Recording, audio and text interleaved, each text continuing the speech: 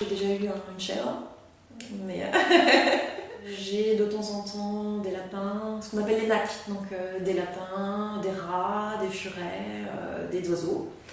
Donc, mais en proportion, c'est 2-3% des animaux que j'ai. C'est majoritairement des chiens et des chats.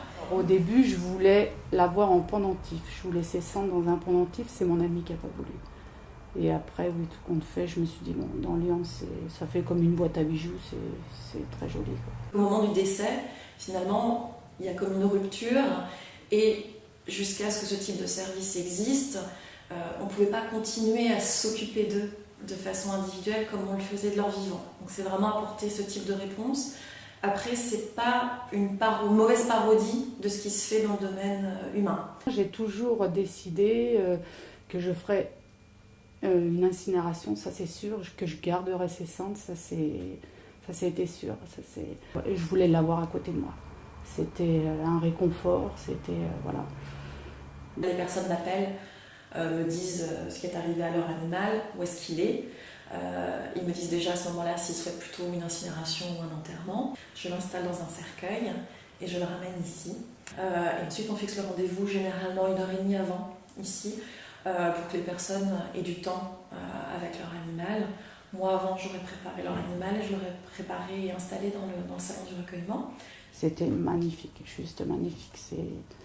Il a eu vraiment une très belle cérémonie. Ouais, il sentait bon, il était fleuri, il y avait des bougies, jusqu'à l'incinération. C'était fabuleux. Et ensuite on part, je le réinstalle dans le cercueil et on part soit au crématorium, soit au cimetière. Et puis une fois qu'elle a récupéré les cendres étaient... Alors moi je m'attendais à avoir de la cendre comme la cendre de cigarette, mais en fait non, c'est comme des coquillages pilés. C'est très joli à voir. Dans les personnes qui s'adressent à moi, il y en a autant qui ont une relation classique, je dirais, avec leur animal de compagnie, que des personnes qui ont en effet une relation fusionnelle. Contrairement à ce qu'on pourrait croire, il n'y a pas de profil type de clientèle. La première chose qui peut surprendre, c'est la moyenne d'âge, qui est généralement aux alentours des 40-45 ans. Donc il ne faut pas s'imaginer que c'est forcément la vieille dame isolée avec son chat. Ce sont majoritairement des familles, des couples seuls ou des couples avec enfants, et de tous milieux sociaux. Cette urne, elle est à côté de mon lit.